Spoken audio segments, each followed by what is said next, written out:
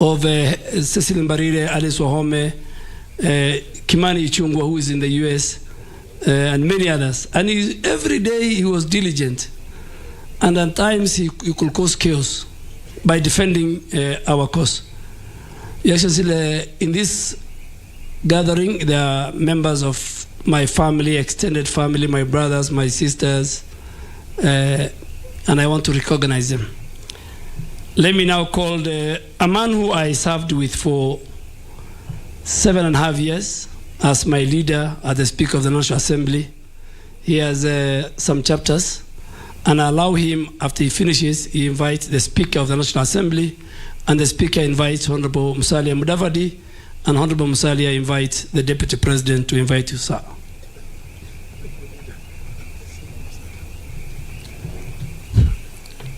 Your Excellency, the President of the Republic of Kenya, Dr. William Ruto, Your Excellency, the Deputy President, Prime Cabinet Secretary, Cabinet colleagues here present, governors,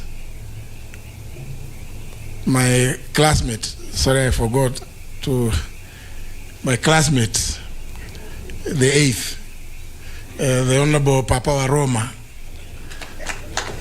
members of Parliament present, the members of the diplomatic corps,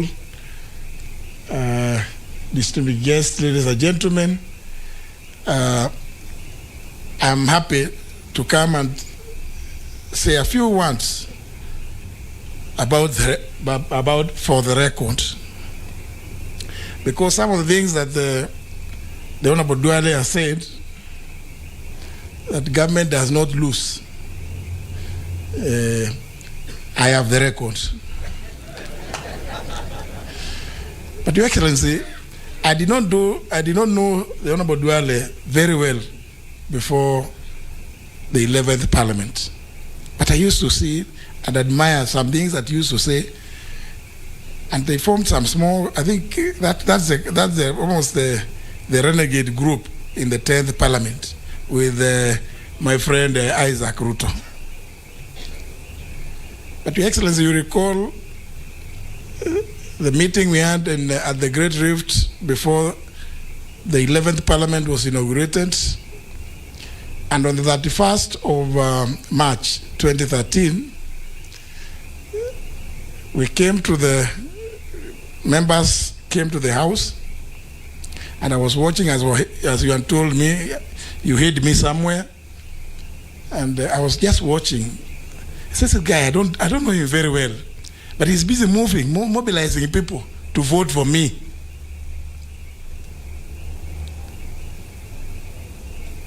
It was no wonder that I got such a resounding victory. Fast forward, Your Excellency. This gentleman, the Honorable Duale, is a very unique character.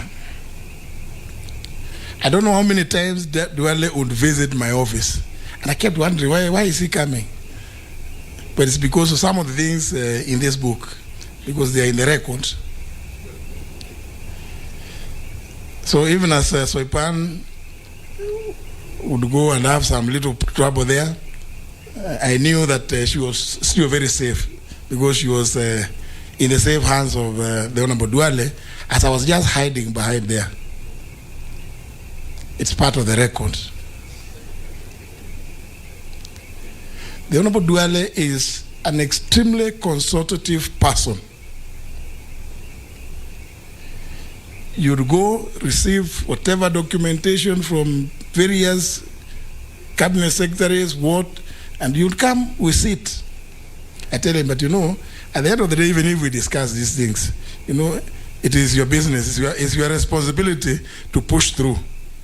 We said, but you know, I needed you to know, and then you to know this, so that when you see me playing this way, you will know where I'm headed. So a lot of it, some people used to say that there was conspiracy. Where's my friend Onesimus Kipchumba Murkomen and the Honorable Kindiki? Even as you complained that, and the Honorable Wetangula, even as you complained that the Honorable Duale was the enemy of devolution, I'm aware that you used to say those are two very bad people. You see, there was a very bad combination in the National Assembly of the Speaker and the Leader of Majority. And because the Honorable Wetangula is an old friend, a classmate, sometimes you'd come to my office and then you'd meet the Honorable Duale walking out and say, "What have you been planning?" I hope it has not found some space in the book. I haven't read the book, but I can assure you, I promise, I must read. And because mine is not too far away, it's not too far away. I have actually, from the day I saw this, I felt extremely challenged. I said, what am I doing? And then I started thinking, looking backwards, I wanted to blame His Excellency the President because he put me somewhere where I'm reading other things now.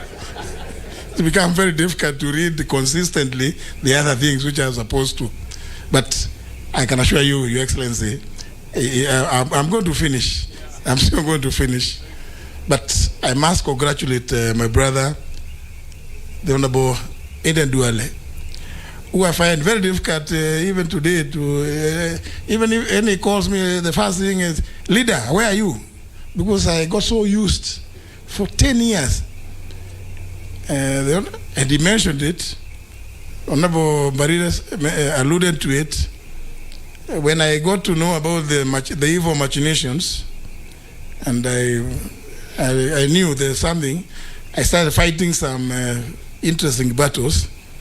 And when I came to the office, I told him, "Leader, where are you? You know there's this happening. What are we going to do?" He told me, "You know what? Me, I'm not going to say anything, but I will not let any business fall because of what they are planning against me." That level of commitment and level of loyalty is one that I found quite unmatched. Quite unmatched. Pongezi ndugu yangu. You know, it was tough. And the next person I told was the Honorable Mbarire that, you know, I'm trying to put up a case, and I'm told, but I've been dismissed, that I am, I'm looking back to the village. I say, but it's not the village. Duale is not from my village, so I'm not fighting. Why would you want to harass these people? And I said, Your Excellency, and it is important, now that I'm in the executive, Your Excellency, I think it is absurd that those of us in the executive can imagine that we can begin running the legislature where there is a speaker, there's leaders of majority and minority, the whips, without consulting them at all. That Your Excellency will come and start saying, this Osoro is doing nothing. And we start, machinations of kicking him out. Surely, Your Excellency, since we all belong, in the event that any of our members is not delivering, I think it's only fair, and I know you're also extremely consultative, it's only fair that we call them, we talk to them. What is the problem? How is it? Can we do it differently? Can we talk to the speaker? Because what I found was an extremely dishonest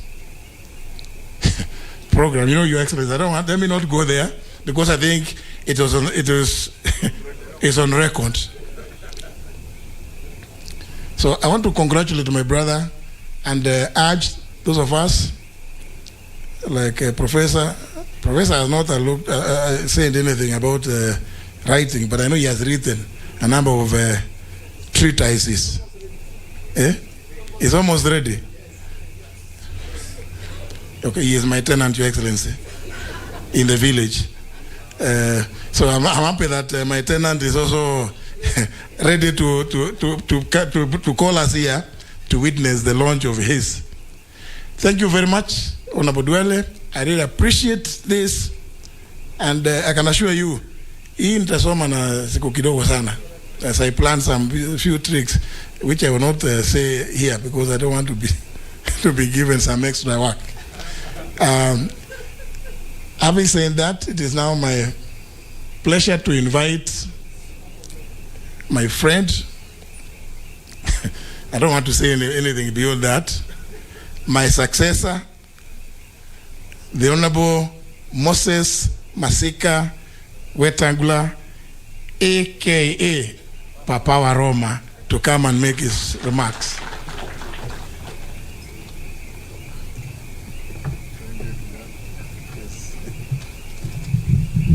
Thank you very much, Honorable Muturi. We fondly call each other Kijana. Your Excellency, our President, Your Excellency Deputy President, and all protocols as established, including my dear brother Aden Duale, our chief guest today.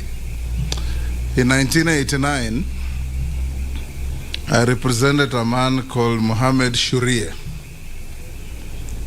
He had been accused of murdering a conservationist called George Adamson. I was instructed by some member of parliament from Fafi called Ibrahim Salat. When I got him acquitted,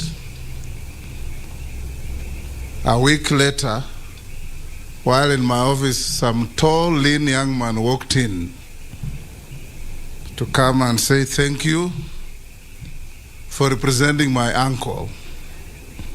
And that lean, tall young man was Aden Duale. And we knew each other from then and became good friends.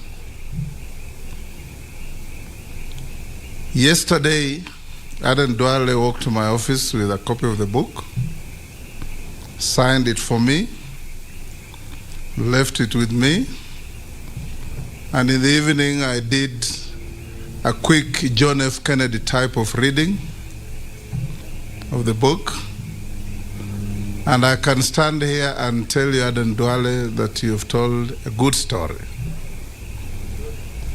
And Chinua Achebe said, don't wait for anybody to tell your story.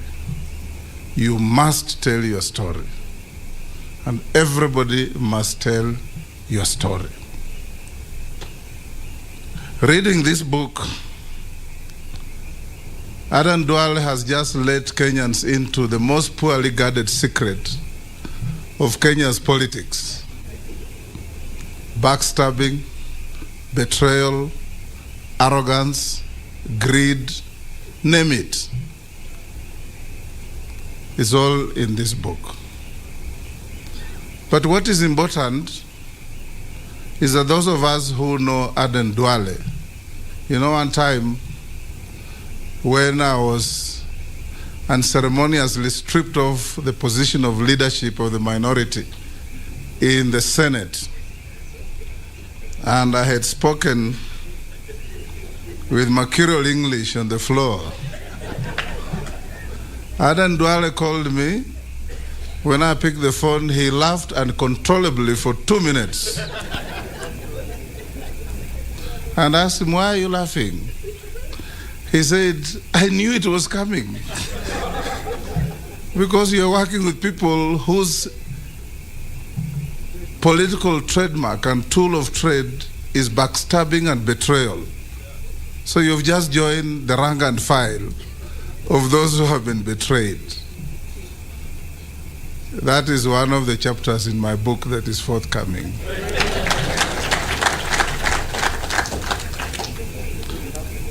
Aden Duale is an embodiment of an honest man. Honest to a level where Malcolm X would have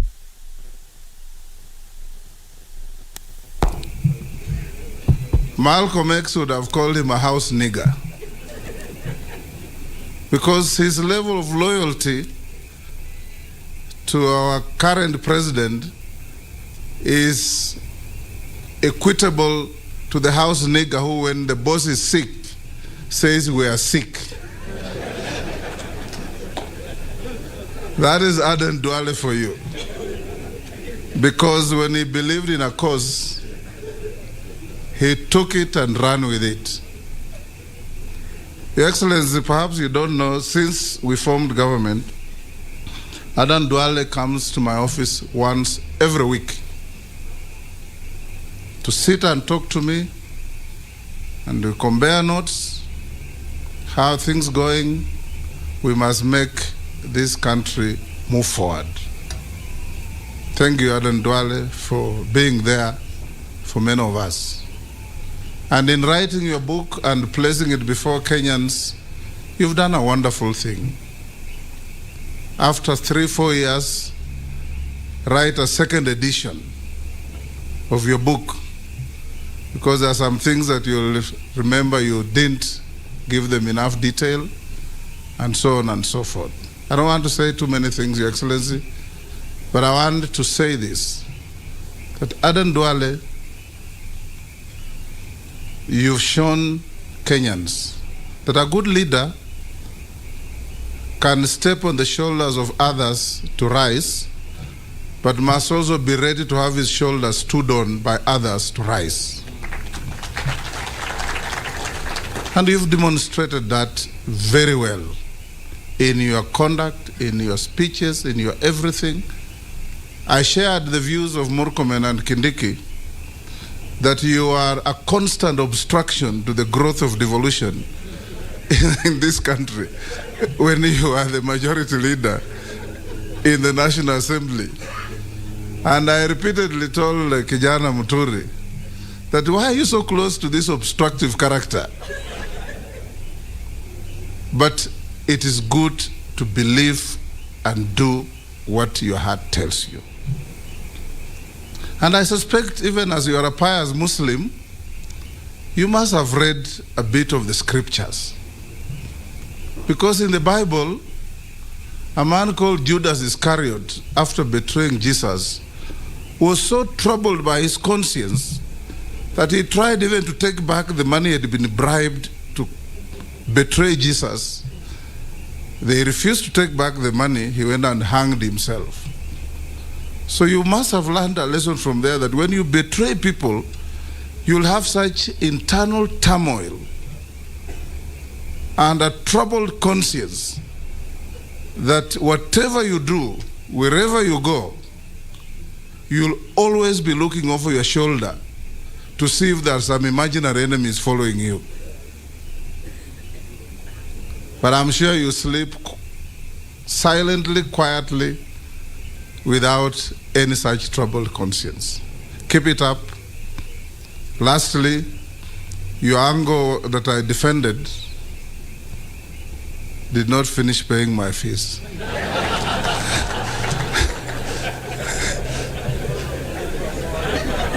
Now that you have tremendous income coming through the sale of your book, you may have to visit me for us to look at my file. Thank you very much. I'll now invite the Honorable Musalia Mudavadi, our Prime Cabinet Secretary. Hongera sana ndugu yangu Duale. Keep it up.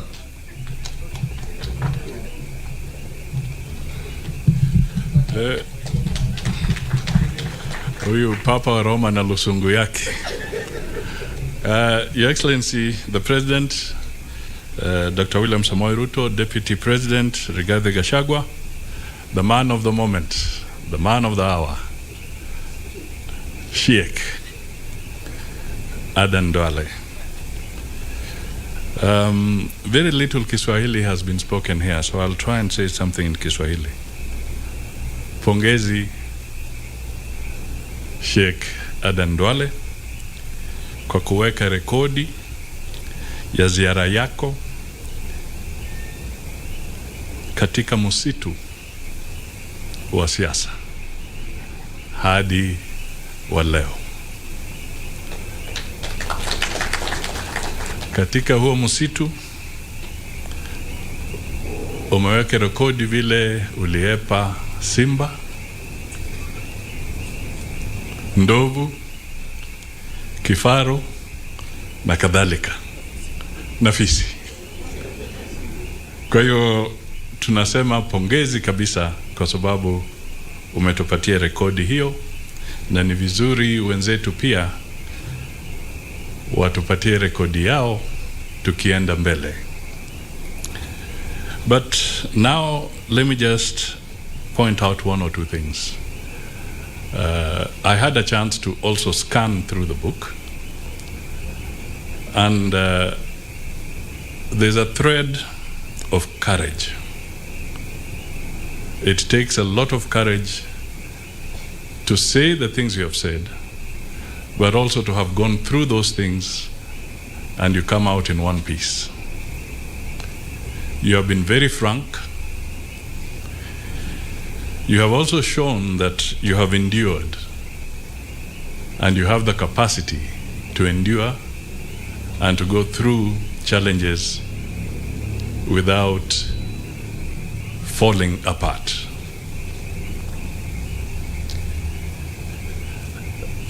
I would just like to highlight that in the book you juxtapose political deceit and political forthrightness very vividly, where one can see the bad side of politics and even the good side of politics. Your Excellency, there is a book by Jeffrey Archer. They call it, I think it's Jeffrey Archer, Honor Amongst Thieves. Some of you have read it. What Duale has brought out here is that there can also be honor amongst politicians. Politics is not always dishonorable. It is really what we choose to make it. And this book brings out a very strong statement on that particular aspect. Finally, the Honorable Duale asked me to say something about madimoni. For those who don't know, madimoni simply means ghosts, evil spirits. I was taught in my culture from childhood that at night you do not talk about ghosts and you do not talk about evil spirits because you shall have bad dreams. Since it is dark, I will leave the story of madimoni for another day. So let me now call the Deputy President, Rigathi Gachagua, to come and make his remarks and invite the President.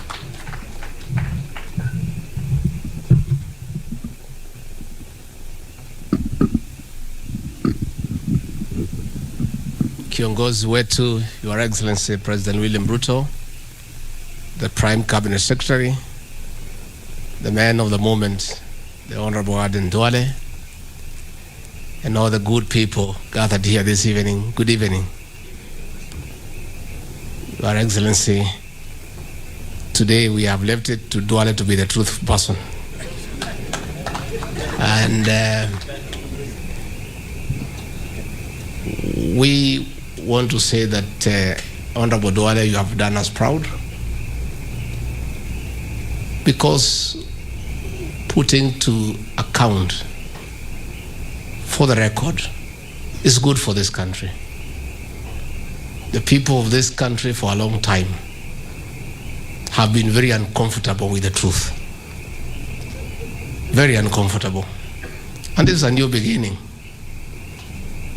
Most of them have a few problems with us because of being truthful. As we have just spoken, we have put nothing on record. At least Honorable Duale has started putting it on record. It's the right thing to do. And Your Excellency, I will not be writing anything shortly because I don't think Kenya is ready yet for me to put on record what I need to do. I think let me allow Professor Kindiki, the Attorney General, Papa Aroma, a few people to get, it's a gradual thing, to get Kenyans to get used to the truth.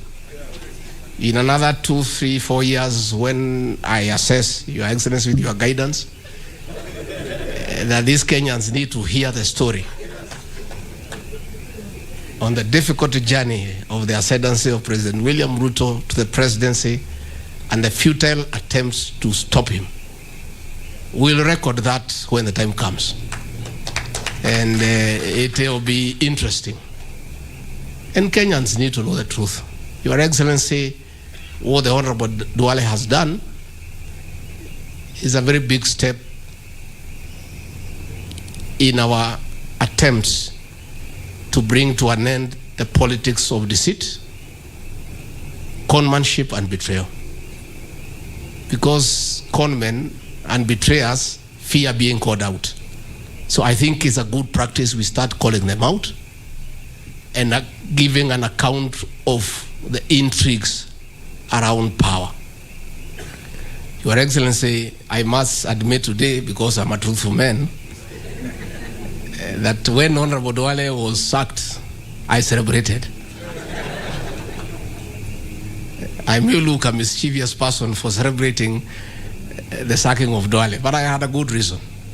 Your Excellency, Honorable Duale was in our team, but he was not available because he was in Parliament.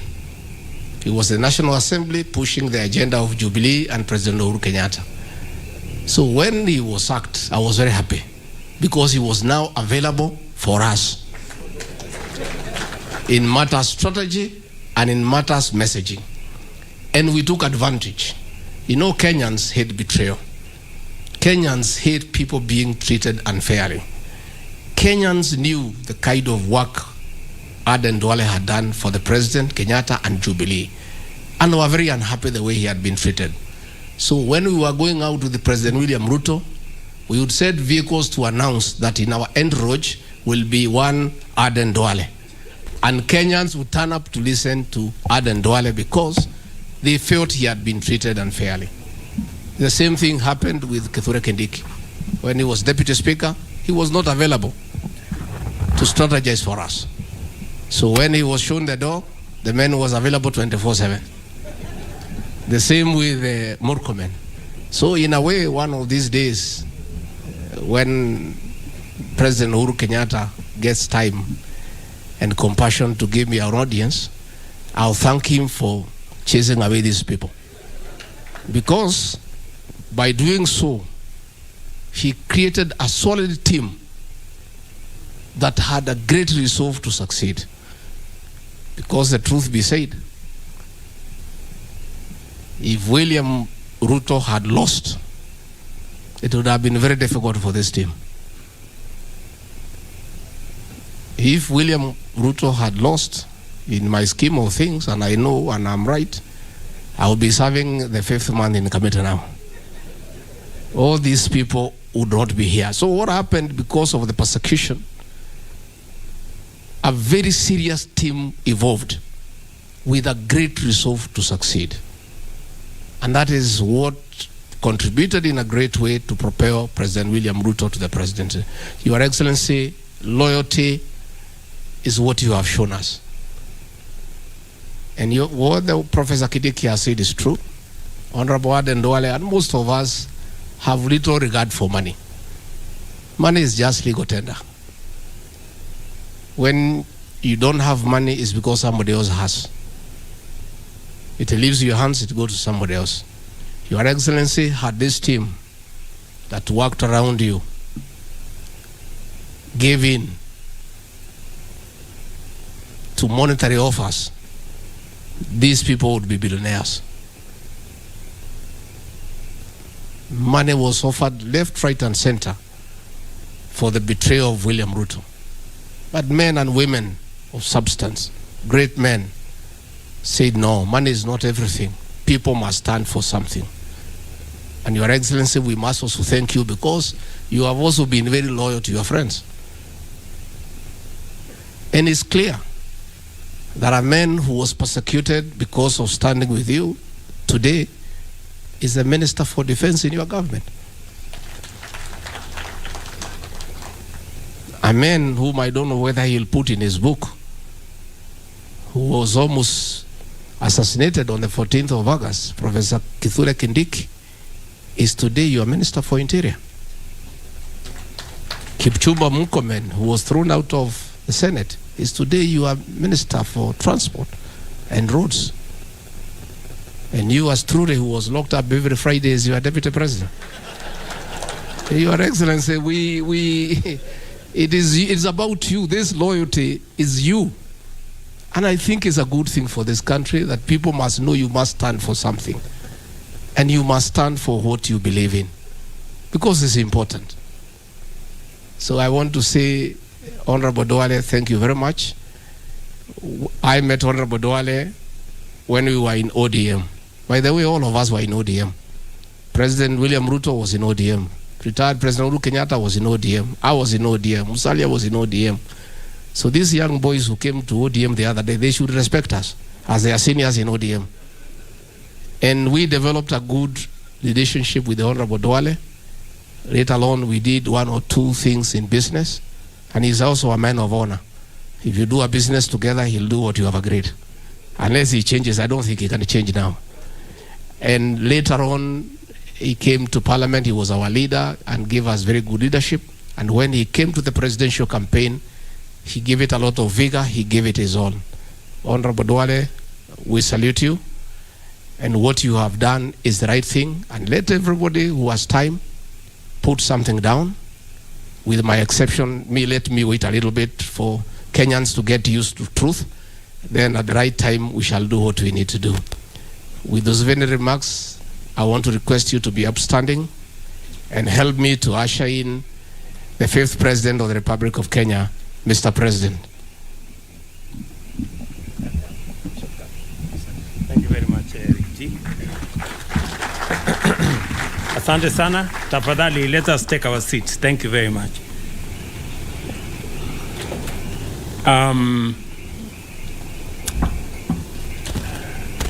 My friend Aden Bare Duale, distinguished leaders present here this evening, members of the Diplomatic Corps, Mama and family, I am very happy this evening.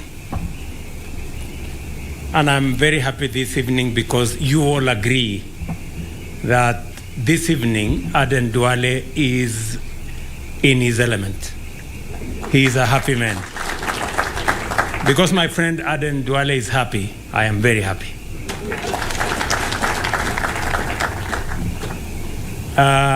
He has said many things. I just want to underscore that it is true. I have been to Aden Duale's house countless times. And it is true what he said, that all the time, whenever we are in his place, we are served tea and food. He already did not say that it's normally not done by him. It is done by this great lady, gracious lady. Thank you very much, Mama, for standing by my friend Aden Duale. I know you have been a pillar. You've always been there for us during the highs and the lows. And I am very happy that today you're here again to celebrate this moment with my friend. I know a very strong case has been made for us to do what we should do.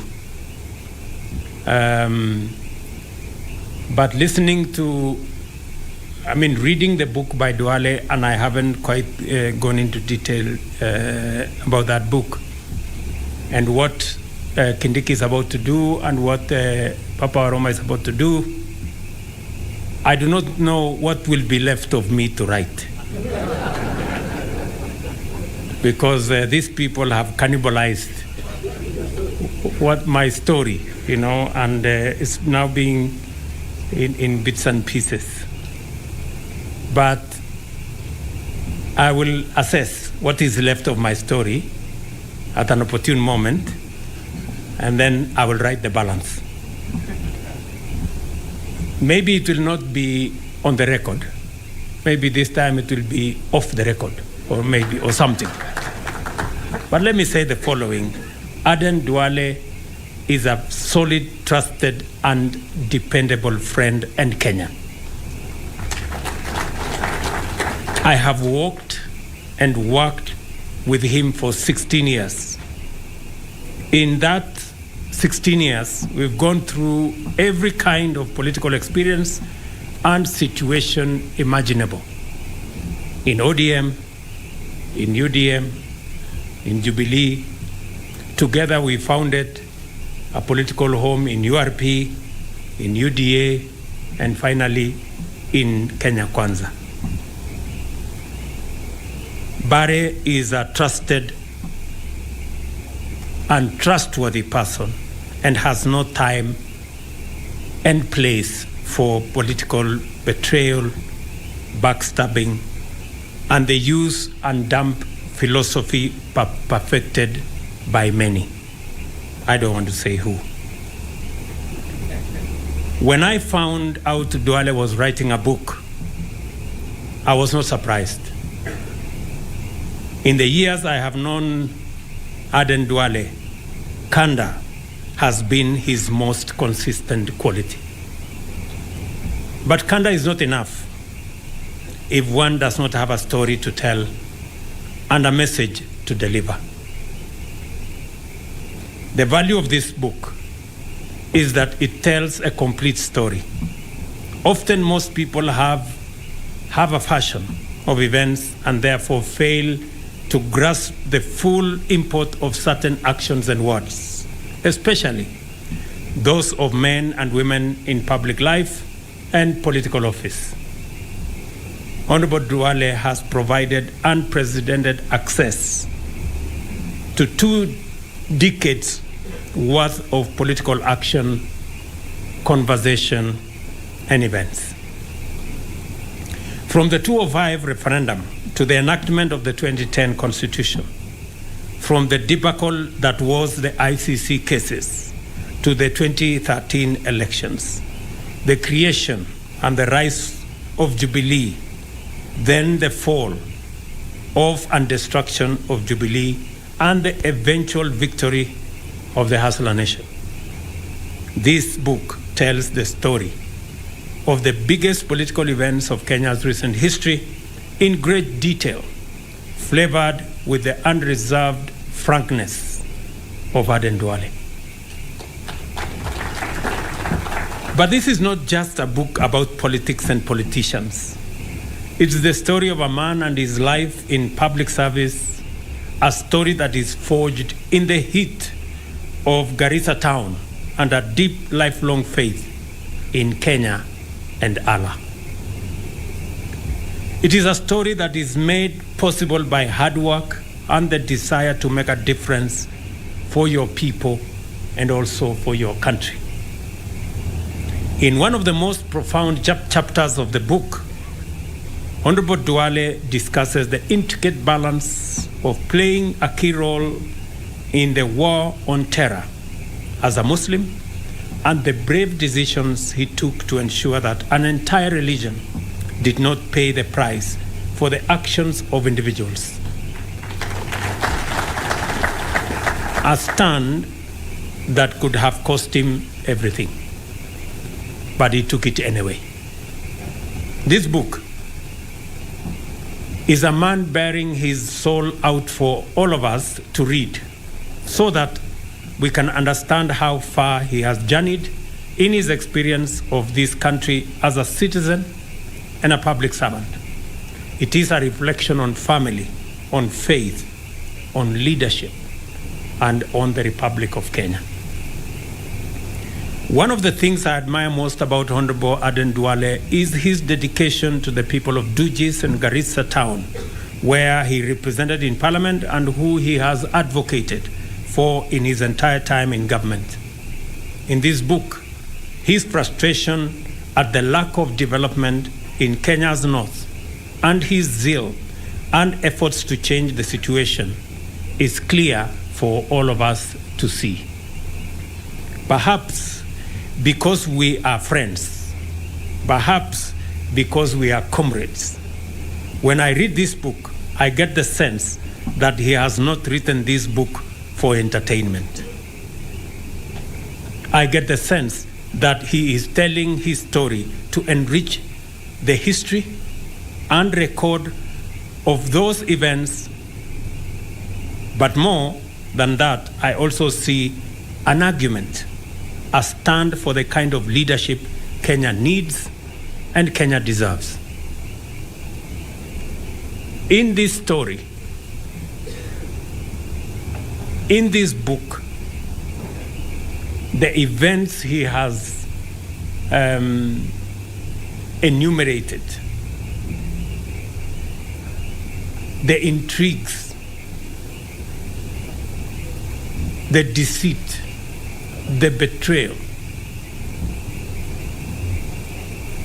gives us a glimpse of a different side of politics.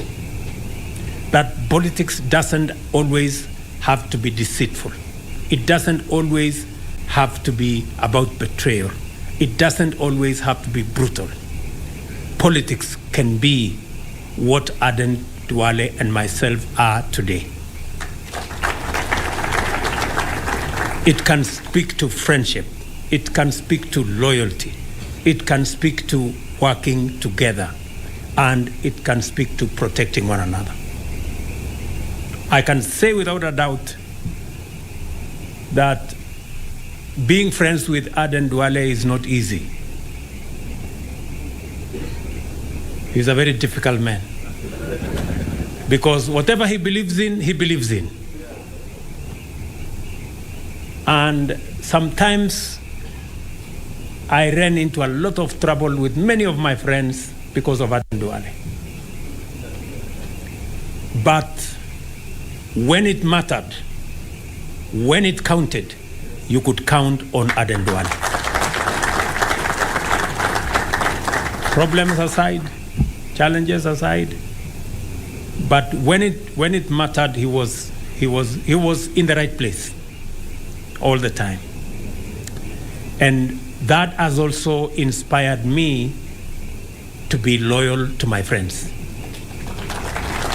Because the people who stand with you when nobody wants to stand with you, you should stand with them when nobody wants to stand with them. I know many people in this journey told me, this Aden Duale is giving us problems, he has chased everybody, the people, I don't know what he has done, this. But when the chips were down, Aden Duale was there to be counted on. And that made the whole difference.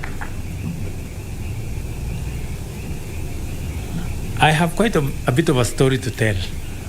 When I read this book, I felt nostalgic that even though Aaron has thrown a few jabs on me with the veiled accusations of on many things, but that time will come, and we will put it down in paper, and I'm sure it will make some good reading. This book by Aden Duale is about partnership, and it also speaks about betrayal. It's a book about democracy. It's also a book about elections. But generally, it's a book about Kenya. And I recommend as many as can to read this book. There are lessons in this book. There are ideas also in this book. And there are clues in this book about where Kenya has been, where Kenya is, and where possibly Kenya could be. My younger mentee, Silvana Sosoro, you have some good chapters here to read for the work you do in Parliament and many of your colleagues. As we all know, there is great power in telling our own stories. As Africans, we know that dignity can be lost in having others tell your story. And so I want to thank Honorable Duale for making the effort and the time to tell the story he has told, for this significant dose of truth. And I think we all needed this book at this point in time. I want to encourage my good brother, younger Professor Kithure Kindiki, to expedite his works.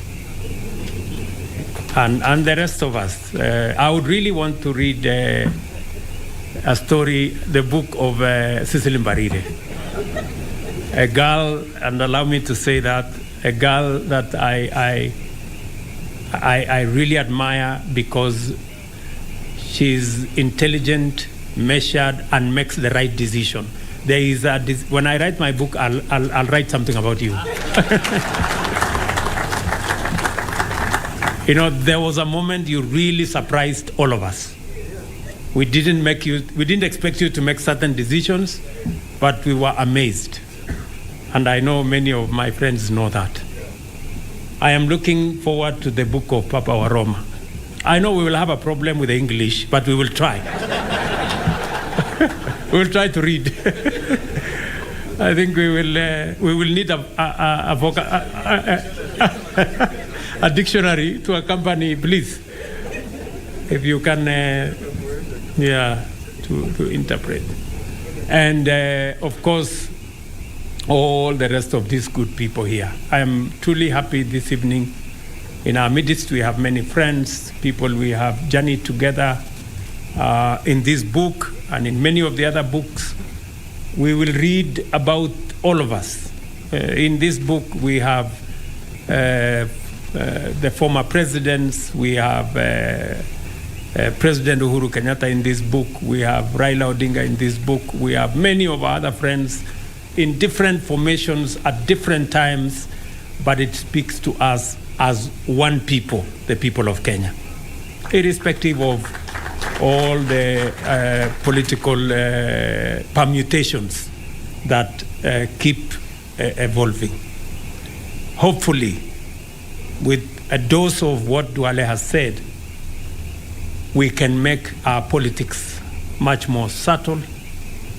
We can eliminate deceit, betrayal, and conmanship from our politics and make our politics much more decent, much more people-centered, and we can build on solid political parties and political formations that are anchored around a philosophy about our country, about where we want to take our country.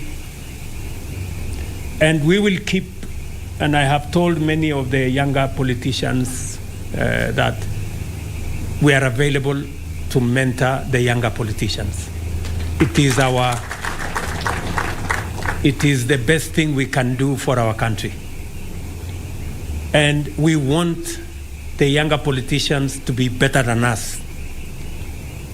We want them to be better than, so that they can do better than we have done for our country. We all want to retire into a country where we have better leaders with better ideas, with better plans than we could ever put together.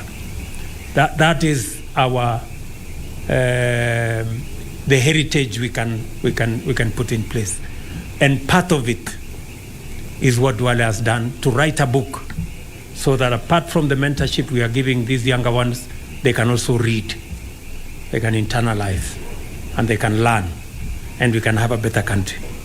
So again, I think it is a big challenge that Duale has placed on our doorsteps for us to also document what is good, what is not so good, our successes, our failures, our frustrations, our joys, in a book so that it can help others as they journey in our country, in leadership, and in every other sphere. So again, this evening I am truly, truly proud. Congratulations, Aden Bare Duale, my friend. You have taught me loyalty. You have learned from me loyalty.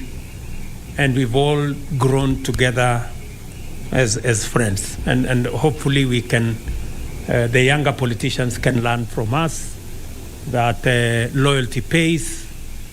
It's paid for me. I'm sure it's paid. We all know it has paid for Duale. It's good to be genuine about friendships. It's good to be loyal to friendship. And it's also good also to speak your mind when times calls for speaking your mind. And I don't want to say many things because I have good material for my book. Yeah, on many of these people sitting here and all the things that we've come through. And you agree with me that I have a very difficult team. Just imagine Isaac Ruto on one corner, very difficult person, very problematic. Aden Duale on another, very problematic. And somehow you have to figure out how all these people must be part of a team. It is quite something. But by the grace of God, we have always built a team. And of course, we are waiting for Rigiji to write the book about the truth. I think yours, we call it the truth.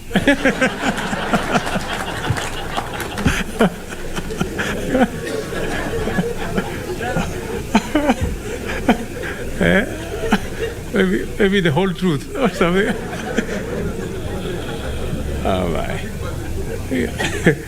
So again, congratulations, Duale, congratulations, Mama and the family, and to all the future writers who are here and those who are not here. Asanteni sana. I don't know whether I said everything I wanted to say. I think I'm also a bit excited. I think I've said everything I wanted to say. So congratulations, Asante Sana Duale, and please buy the book. I'm told already my good friend Abraham Kidure Kendiki is buying 100 books so that he can distribute them to the younger people and to many other people. So please let us. I think it will make some very good reading. Asante Sana. God bless you. Your Excellency. Yes, Your Excellency, it's now time for the ribbon cutting. Yeah, chukua. Kidogo.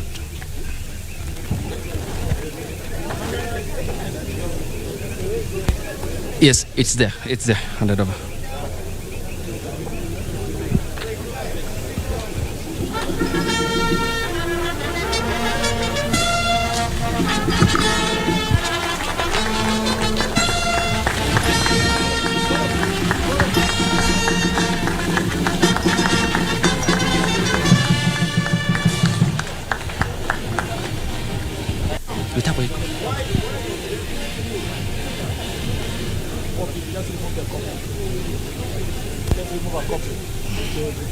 How?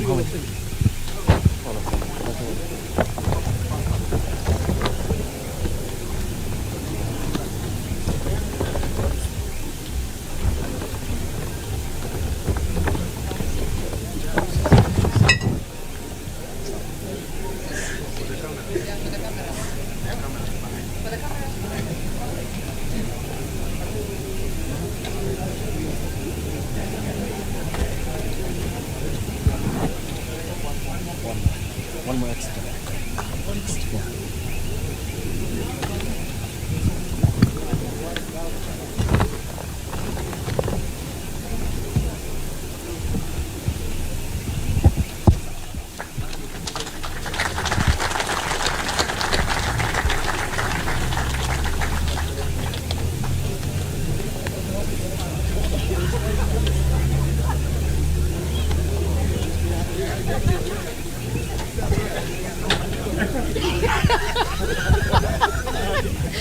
Off the record. I want him to sign mine. Yeah, atakusaidia help you.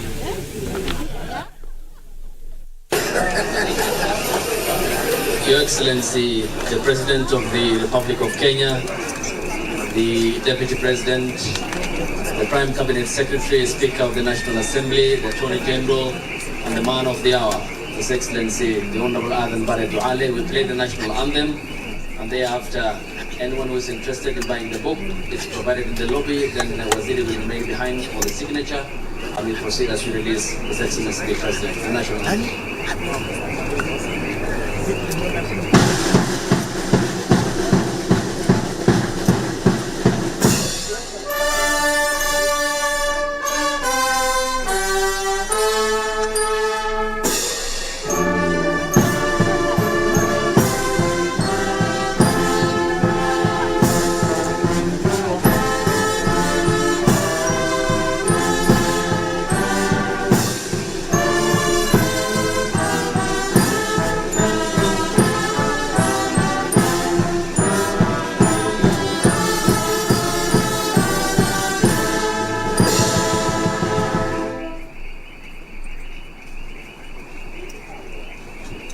Thank you, ladies and gentlemen. As we see off the President, the CS will be back. Anyone interested in the book or the signature, he will be here to sign the book for you. Thank you so much for your time and making this event a success. Have a lovely day.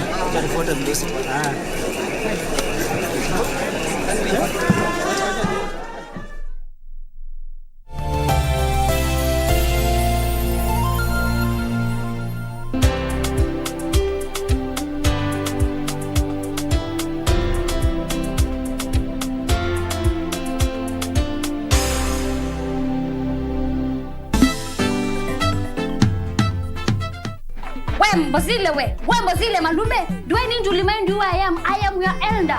I mean you are Linda. Talk to me like that one more time and utatua mgunguni ni nini? How can you wear like a scarecrow like this, missing colors like